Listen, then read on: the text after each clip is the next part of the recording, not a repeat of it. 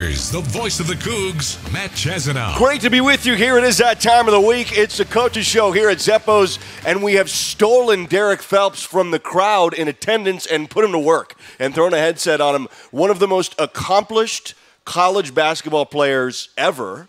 One of the most accomplished. It's true. That's a fact. It's a fact. One of the he'll be bashful about it, but it's true.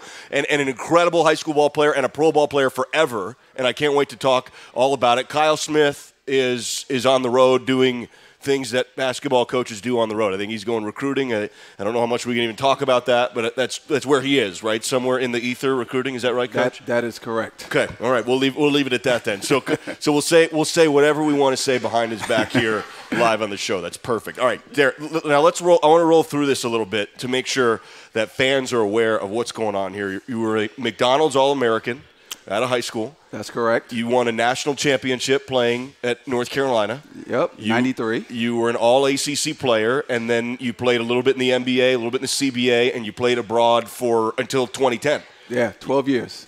And you were in many different countries, including, and tell me if I missed any here, I think I've got it right, Germany. Yep. France, Poland. Yes. The Netherlands. Yes. Russia. Yes. And Romania. Correct. Is that so? 6 countries. 6 countries. Incredible. Yes. What was it like bouncing around the world playing ball everywhere? Well, I was fortunate when I first went overseas. I happened to play in Germany for 6, maybe 4 years straight. Okay. So that got my feet wet a little bit. And you were the German League MVP. Yes. In 2001.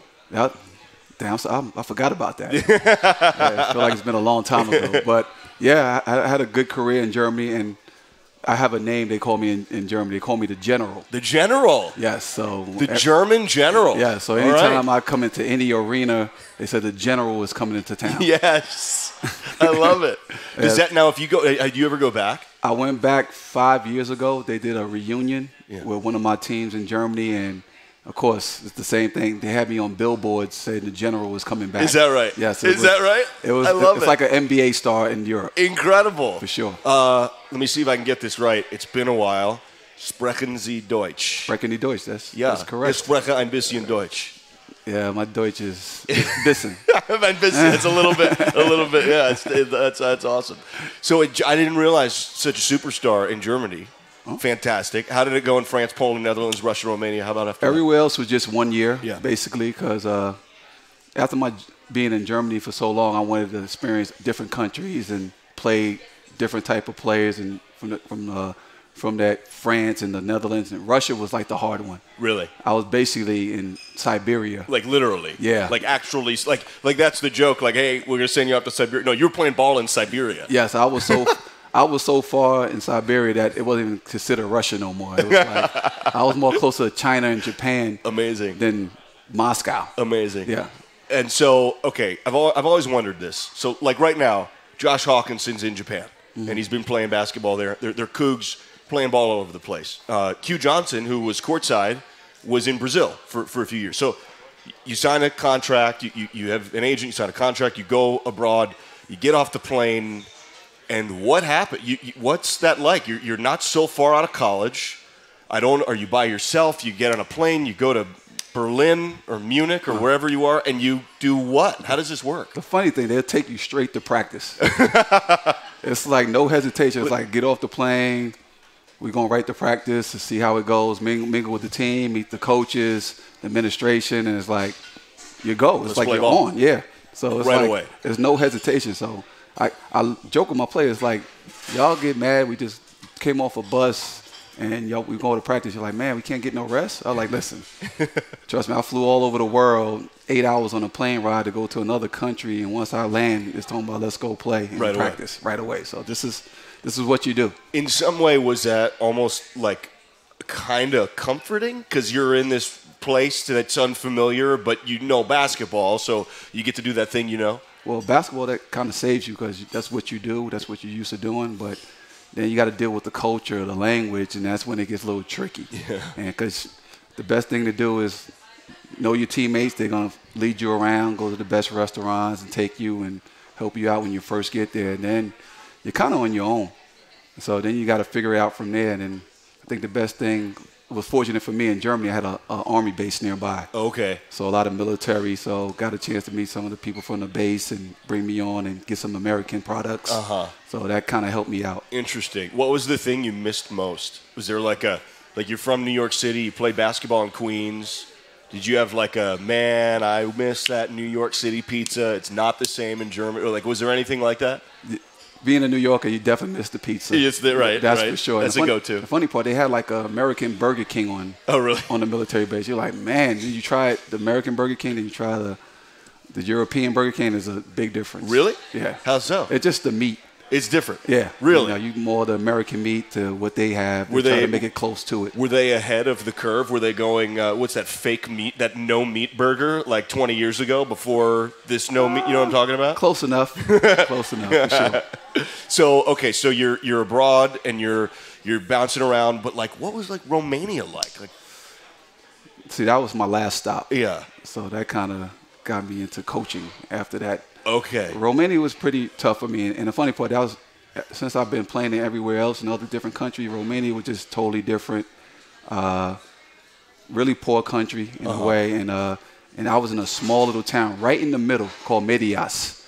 So I wasn't close to really anything, maybe 2 hours from the nearest, a big city called Cluj. And I was far from Bucharest, maybe 5-6 hours, like me driving to Seattle maybe. Okay. So I wasn't really close to anything, but it was a hard deal because the language was hard. Yeah. The food for me wasn't that great. So it was I'm not a big mushroom fan. It felt like they put mushroom in everything. I was really? like, what's this? In my lasagna and pasta. I was like, I don't do and they couldn't understand me. I don't do mushrooms. So it was hard for me picking things out all the time, but. And I was just there to do what I did, and we played pretty well. We landed to be a Final Four team in Romania, which their team hasn't been there in a long time. So I did my job. Yeah, how good is the basketball? When we're thinking about pro basketball, fans think about the NBA, maybe the G League now, Pac-12 basketball. What's it like playing abroad?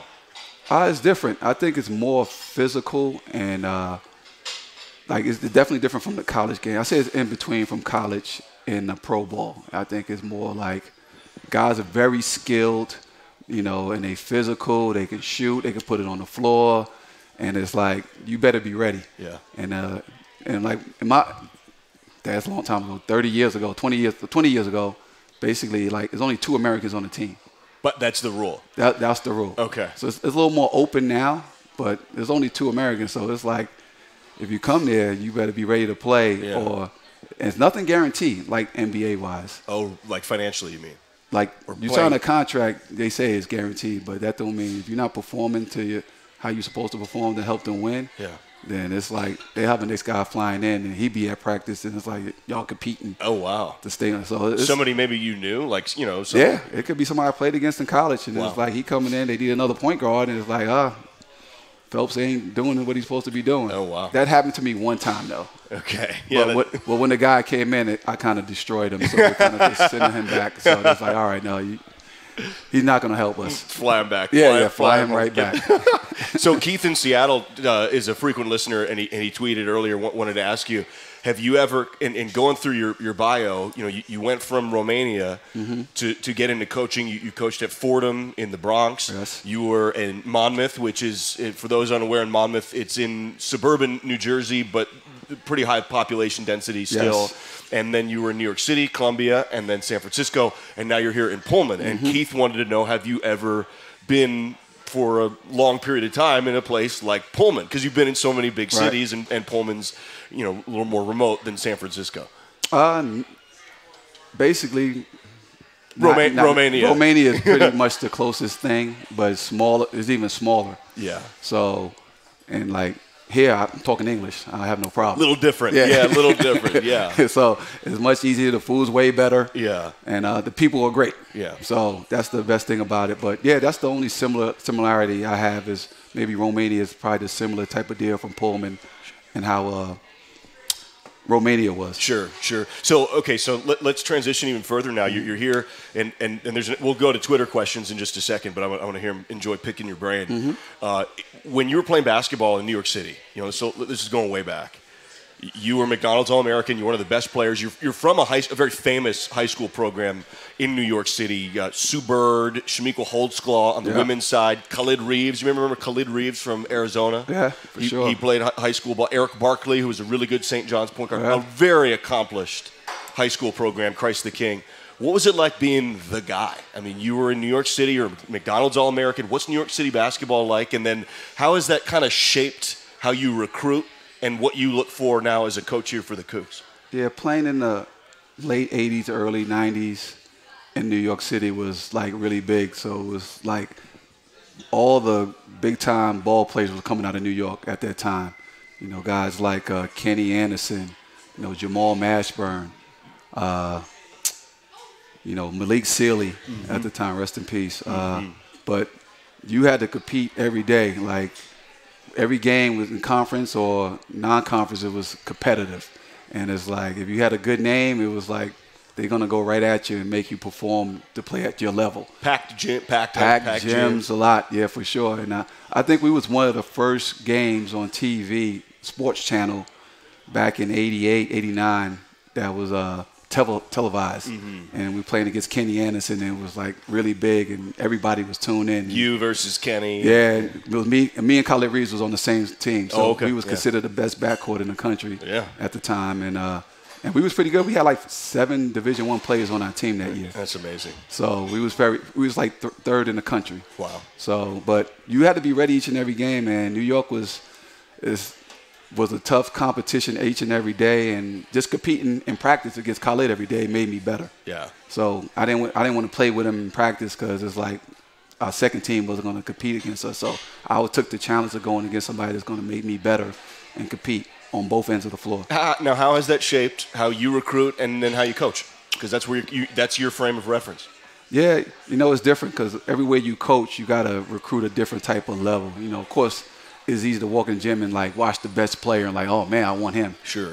But you're going to compete against – it depends on where you're at. Right. Well, San Francisco and Columbia, it's a little bit different. Yeah, it's there's no way I can compete if he's got Kentucky and Carolinas and those guys. It's like you don't even – I can say I can watch it and, like, ooh, look at it, it's nice, but no chance they're going to, like, I call, like, hey, I'm calling from San Francisco or, you know, Columbia. They be looking at me like, okay, I appreciate it. Yeah, so you have to know who to recruit. I think that made me a better coach. Like, you got to tone your vision down a little bit and get the other type of guys to see, oh, okay, this guy could work for us. Well, so what I'm hearing, and it's interesting because, like, for a very brief period, Magic Johnson on the Lakers struggled to coach.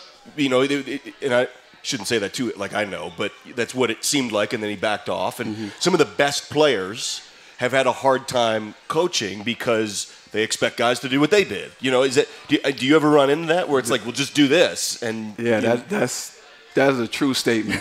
I think my first year coaching, it was like, it's like you just got to do it like this. Like I'm getting on the court, I can still play. I was like, it's not that hard. Is that Fordham? It's not that hard, and it's like just do it like how I do it. And it's like they looking at me like, well, you played at Carolina, you play this and that. I was like, that doesn't mean nothing. It's like you can do this, but it's like I had to tone myself down as well. So I get the Magic Johnson comparison of like he coaching like, man, I used to do all that, and why you can't do the same thing, and like you can't see what I see.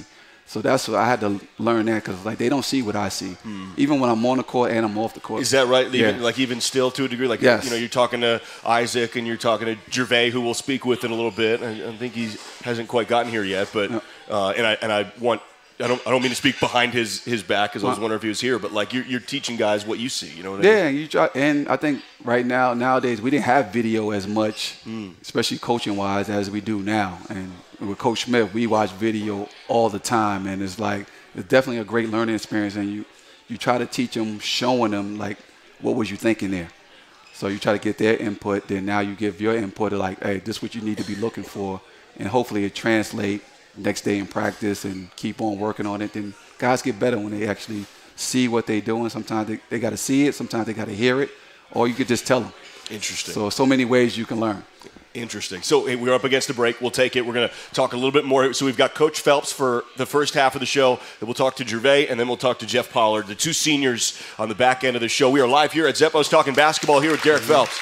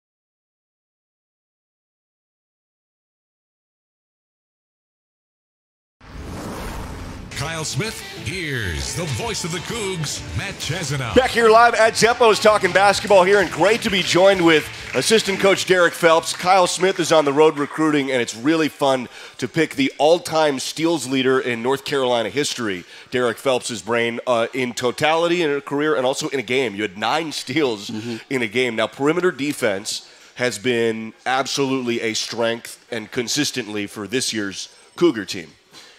To what degree do you take credit for that as being an assistant here and helping with the scouts? And that was obviously a huge part of what you did at North Carolina as a player. But also Coach Smith seems to emphasize a high percentage of practice and shoot-around time, as I've observed, a very high percentage to defending the perimeter of whatever the opposition wants to bring. Well, I help in that aspect of it for sure. It's all the assistant coach pretty much got a lot of input.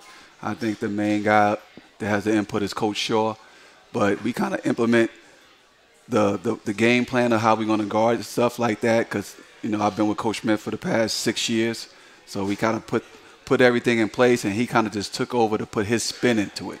So, and he kind of takes over that aspect of it, but we still work together as a staff together to make sure everything's in line. But I think the biggest key with us is, like you said, keeping guys in front, guarding the perimeter. I think we was getting hurt by that early on, and then it's just practice habits, just getting better, trying to guard ourselves. And it's easier to kind of guard yourself because you know each other very well, so you know what guys can do. But when you go in the game, you get that scouting report, and that light's on, it's kind of a little bit different.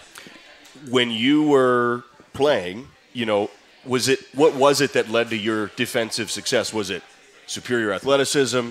Were you more diligent in the game plan and the scout, so you knew it in your head?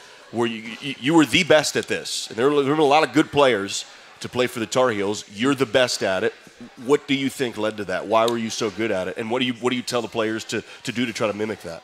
I think the biggest thing with me, I just didn't like people scoring on me. It all starts with that. Just the motivation of I don't like guys getting baskets. So I wanted to make them so hard for them to score. But then I got to do my research, watch guys how they play, what their tendencies are. So I'm doing my research and film because I know I'm going to get the toughest cover. So I knew Dean Smith definitely going to put me on the best guys. So I got to watch film on these guys and make it hard for them. And I played against a lot of pros that played in the ACC. So I had to have my game ready each and every game. And I think the best thing about my ability-wise, I'm very good side to side. My anticipation is very good. So I anticipate your move before you do it. And similar to Noah Williams in a way, taking charges on the ball. So, and I was very elite at that point of I can move my feet side to side and catch you before you make your move. So, and then I got build the reputation that I'm a defender, so I get a lot of calls that probably I shouldn't get sometimes. Oh, is that right? The officials kind of talk. Oh, of course. And once you get that reputation that you take charges on the ball and you're good at it, and of course Dean Smith tell him, hey, he's the best defender in the conference, in the country. So then you start getting a lot of calls that way. How much of that you mentioned Noah? Noah appears to be just a true freshman, very advanced in his ability to guard the ball. How advanced is he, and how much of that do you see in him from your experience? Yeah, recruiting him, I saw some similarities with me. And I kind of told Coach Smith that, and he was like, no, he's not like you. And it's no way. He said, I wish he is, and we're going to be a really good team. I said, no, he has some similarities, man, and we just got to work with him.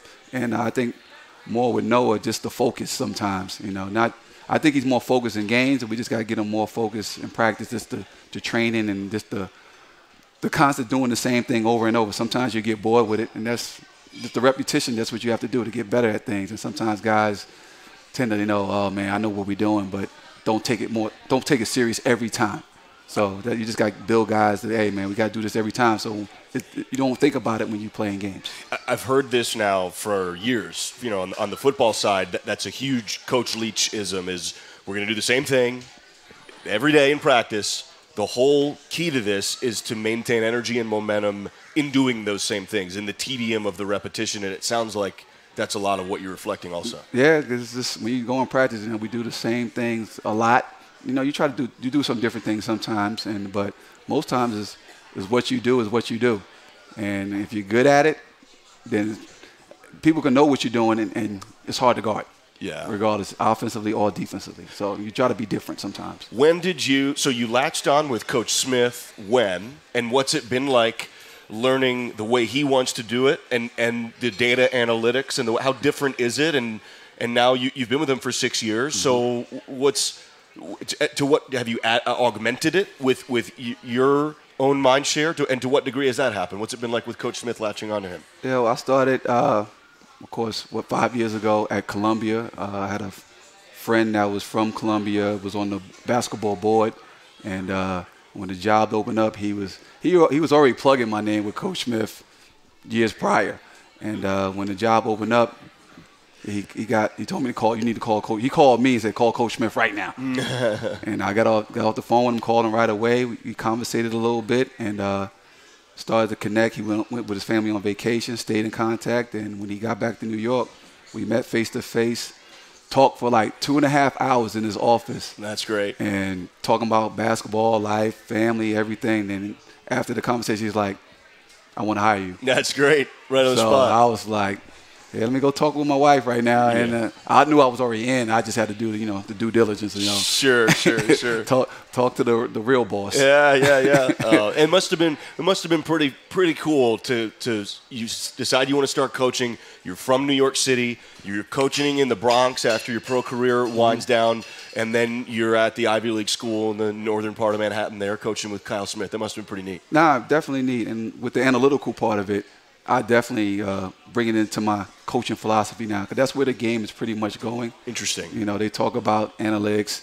Of course, the old time is like, you don't need analytics. You just go out there and play, and that doesn't matter. Yeah. But it's definitely part of the game now, and I think it's an advantage because, you see shooting percentages, and, like, you got to take those percentages into key, because, like, if a guy shoots 25%, you're going to go, I'm going to test it.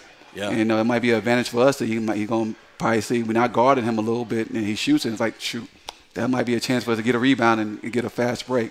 But it's rolling the dice sometimes. But you just use the analytics to your advantage and that aspect of it. But we use it for more of like doing the little things that doesn't show on a real stat sheet. So, getting 2 feet in the paint, diving on the floor, deflections, stuff like that kind of adds up that helps you win games. Feels like this is a lot like Moneyball with the Oakland Athletics story, of which there was a movie made with Washington State has a huge role in that because Scott Hatteberg's a Coug, and Scott Hatteberg was kind of the linchpin of that whole team. I feel like there's going to be a basketball analytics movie made with Kyle Smith and Derek Phelps, among others, and it's going to be about the Cougs in 2020 and the near future and how the data analytics kind of crashed into the Pac-12 and changed everything. It's pretty cool. Well, I'll definitely be happy to be part of that if they're going to allow that to happen. And I tell Coach Smith all the time. My coach in college, he has some similarities as well. Is that with Gene Smith? Gene Smith, we always had some stuff on the board that, assist to turnover, deflections, offensive rebounds, setting screens was very key for him. He wanted to get guys open. So if you set the most screens, you get put on that board as the number one. So guys was out there trying to screen just to screen. Yeah. Sometimes they want to be put on that top board that I had the most screens that game. But it kind of it's always been part of the game, but I think it's more emphasized even more now that people talk about it. Then you got all these scouting services that has all these rankings and like tell you all these tidbits about each team. And if you look at it and you definitely focus on it, it does help and it gets you prepared and your preparation when you go against certain teams. It seems super smart to quantify. It's really like quantifying hustle. And then if a very talented player is not doing those things, you can show them the numbers. It's not about emotions or feeling or a vertical leap or this is a quantifiable way. You're not doing it. 100%, because you're not going to get all the best talent anyway. So I think it helps the guy that's I'm not saying the least talented, but not talented enough as most guys, and they can fit in. They can get a role. Yeah.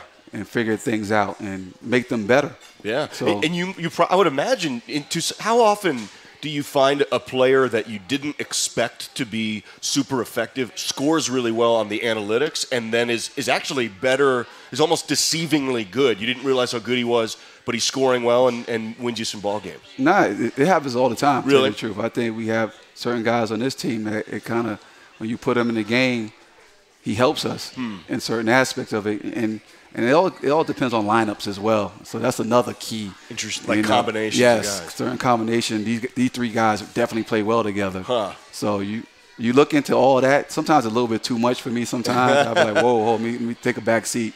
But yeah, it definitely helps. I kind of just try to keep it simple for me. Most times I can't go overboard like the Andrews X. Sometimes he's all in. Yes, he's super deep. He can break down the whole thing. I'll be like, huh? And sometimes I get confused, but I try to keep it simple for me that I get it and understand it. And it's Gervais Robinson there just walked in here. There he is. Yeah, so for me to understand it better for me, and I'm going to implement every time, even when I be a head coach one day, use that into how I think of my philosophy. That's pretty cool. That's awesome. Hey, for the world's most refreshing beer, 21 means 21. Celebrate responsibly with Coors Light, Coors Brewing Company, Golden, Colorado. We'll keep you for one more segment, and then we'll get Gervais up here, one of the seniors from Senior Day. We are live here at Zeppo's talking basketball here with Derek Phelps.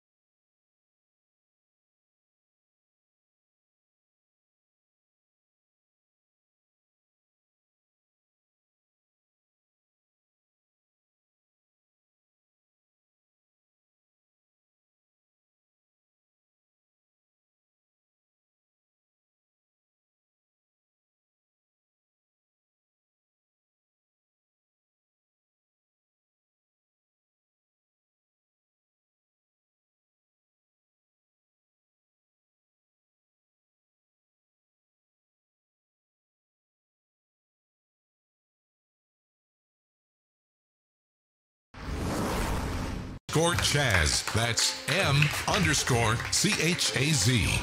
Now, back to Zeppo's. Back here live at Zeppo's. It is that time of the week. It's great to be joined here by Derek Phelps. Coach Smith is out recruiting, and it is rivalry week. The Cougs are headed to the west side to take on the Huskies. You know a thing or two about big rivalries in college basketball. Who was it that you thought you got along with the best, or maybe had the biggest rivalry with in college? And I would imagine you're going to say the Duke Blue Devils. And what's it feel like now, having beaten the Huskies here in Beasley Coliseum? And that's obviously the goal here on Friday, to win at their place. Well, definitely Duke is definitely one of the biggest rivalries. Me coming from Carolina. Sure.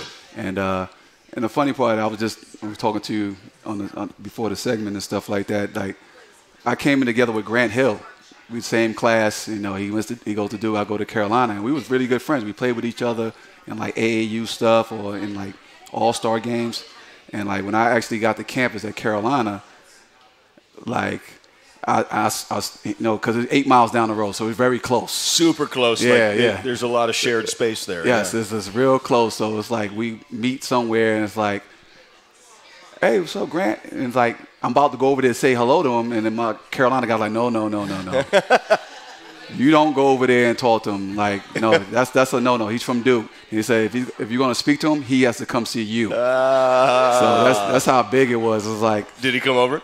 No. Probably his people from Duke was like, no, you ain't going over there. So it's like, man. And, like, of course, with the phones then, we don't have phones. It was back then we had beepers and stuff pagers, like that. Pagers. It's like, it was totally different. So it's like we didn't really communicate unless we played each other. Yeah. So that's crazy with the rivalry. But with UW and us, I'm excited about it. And I'm glad we took care of business here at home. And I felt like our guys was ready to play. There you go. Yeah.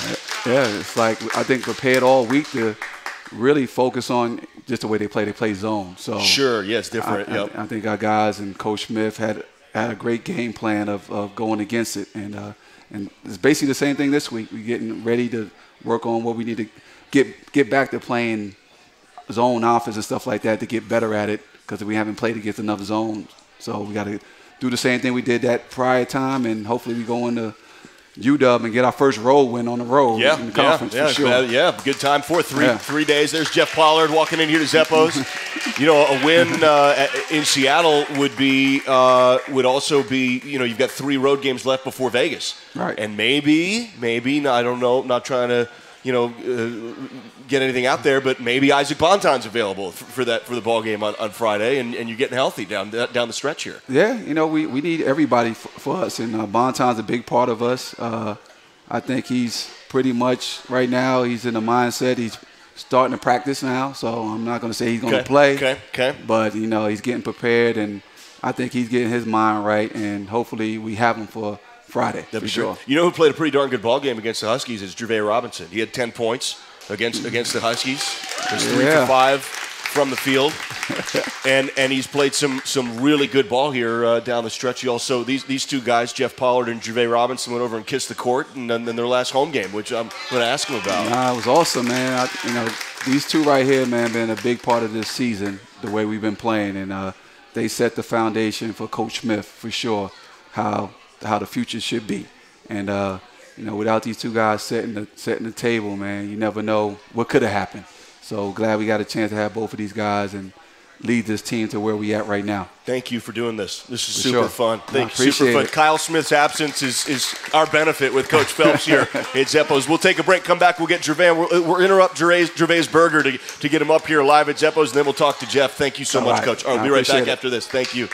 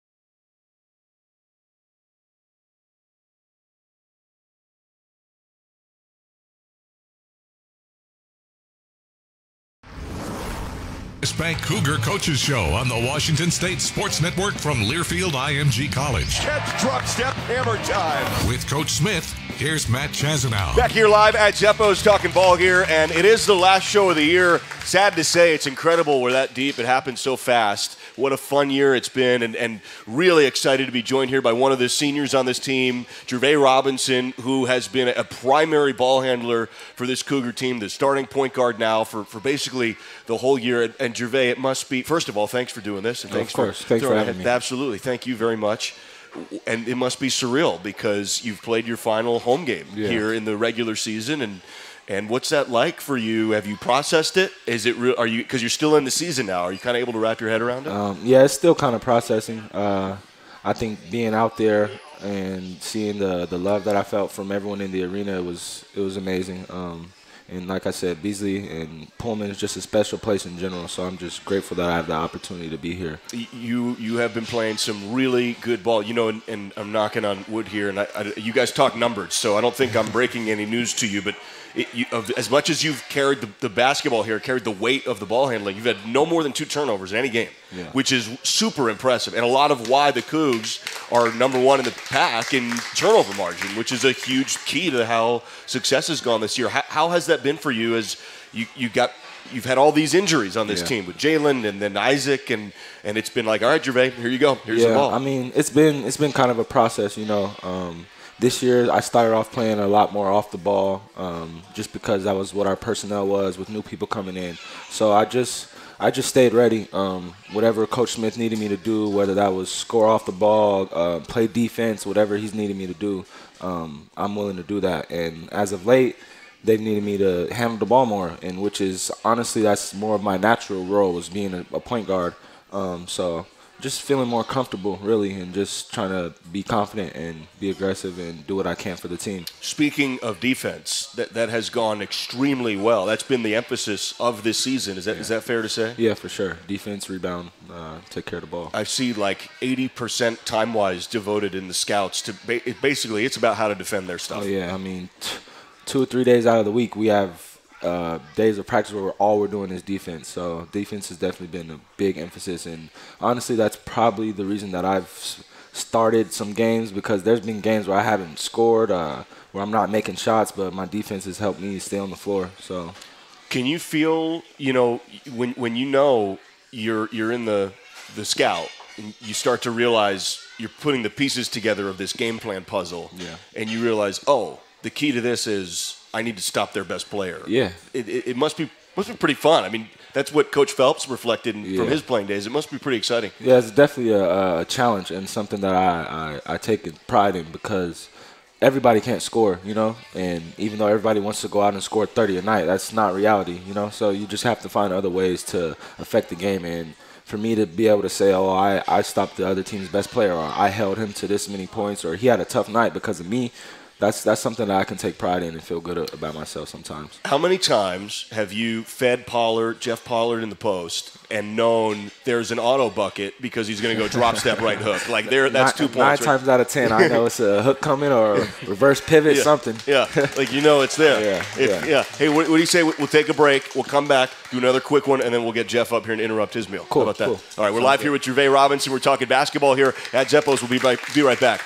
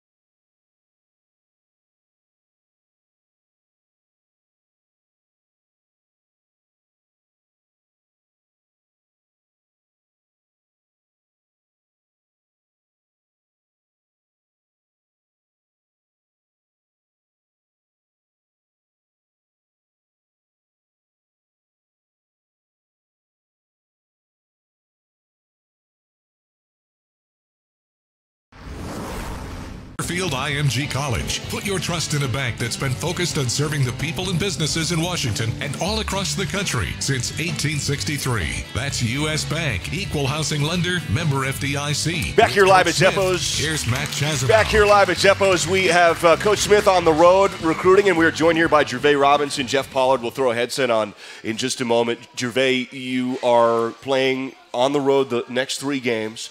You may be healthy for the first time in a while. What's it been like in this crazy year with the infirmary ward of Cougar basketball full for just about the whole season? It's been sort of like a roller coaster. Like you said, we've had a lot of injuries, so we've had to manage putting people back and forth in and out of the lineup. So it's been tough kind of adjusting with our chemistry and making everyone feel comfortable. So it's just been something that we've had to fight through and overcome. Well, you've been the rock. You and Jeff Pollard really have been the 2 rocks, the 2 solid pieces that have. Now Jeff's been, and I want to ask him about this, been in the hospital and back in a game. He's been injured, but he has played through everything. Yeah, that USC game, that was crazy. Incredible. Was crazy. I really would want to know, and there's no way to check it officially. For all the teams, if that's ever happened. If a guy's ever been hospitalized and then played I've after never seen that anything like that in the before. game. Yeah, that's never seen anything like that. So, hey, thank you for doing this. Of course, It's super fun. Gervais Robinson, senior here for the Cougs. We'll take a break, come back, get Jeff Pollard on here live at Zeppo's.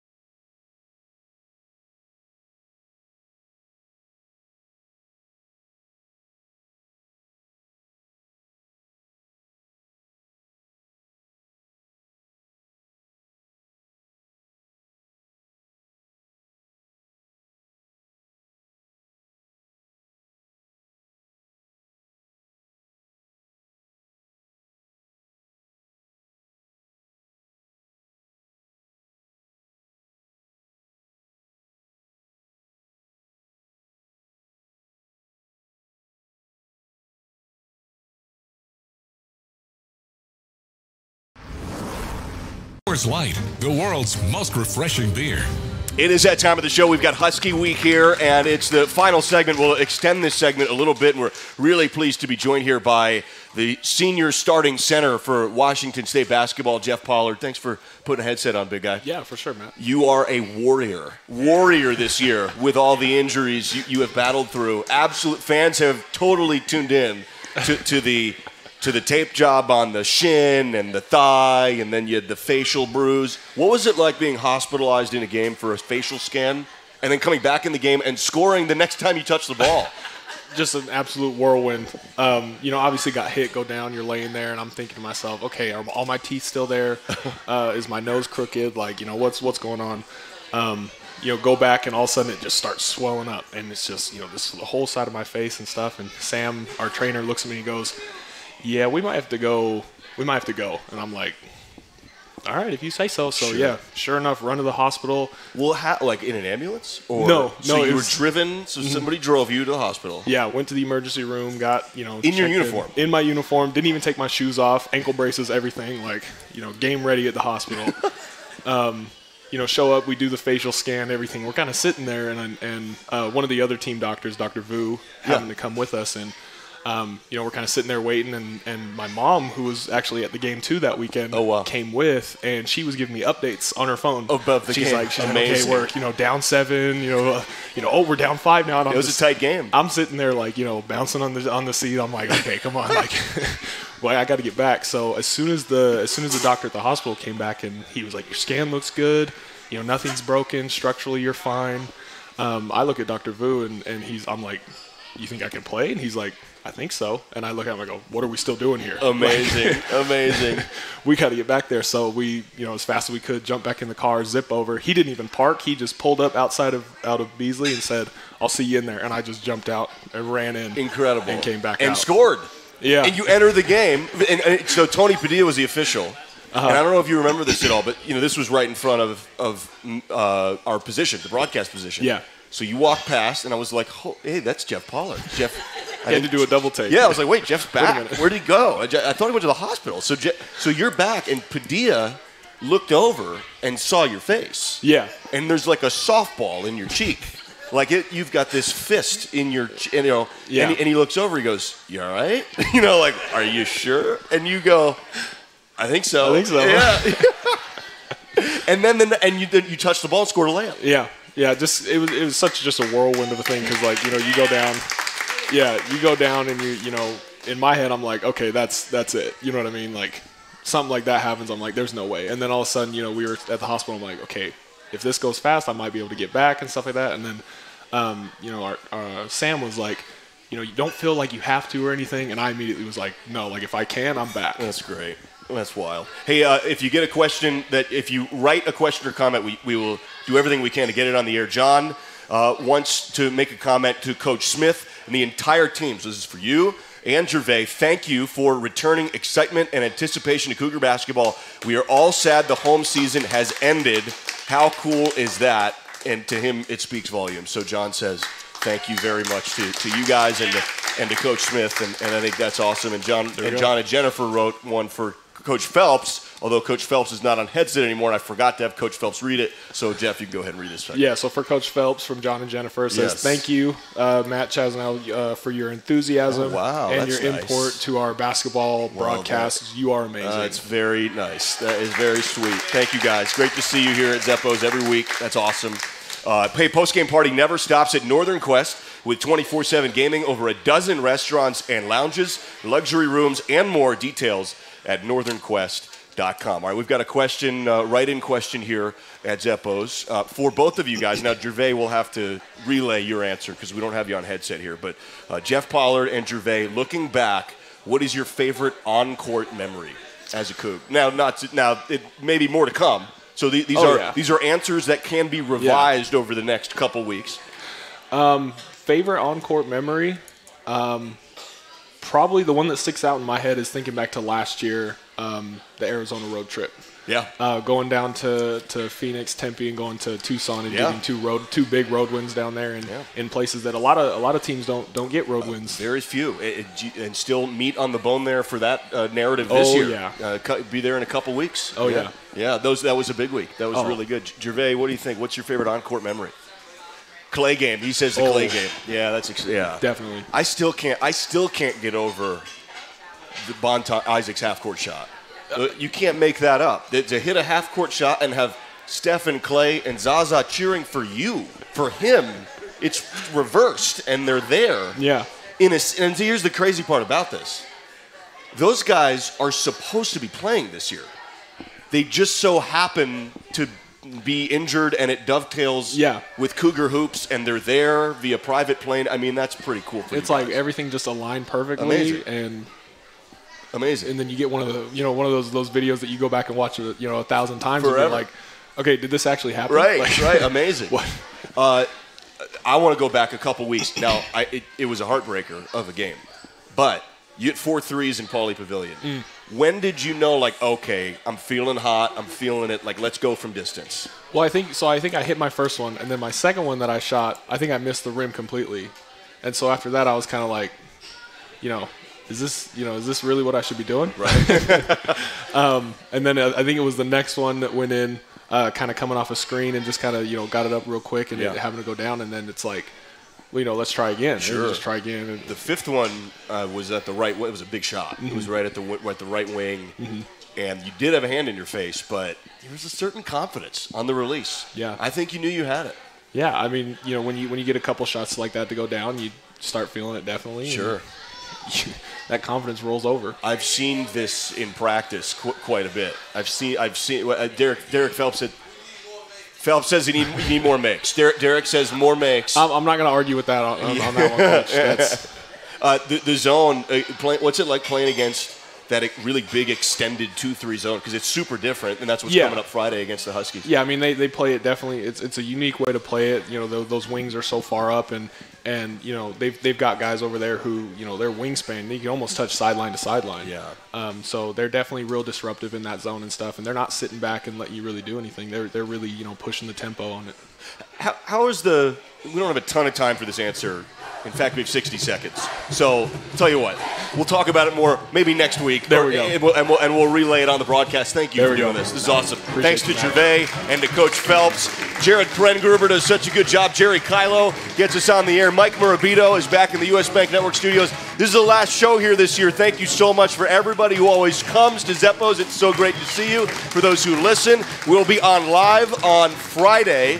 And the tip time is 6 o'clock, so we'll be on at 5:30 Friday from Seattle. Go Cougs. Thank you, buddy. Cougs, Great job. appreciate you, Thank man. you. Appreciate you. Yep. Thank you.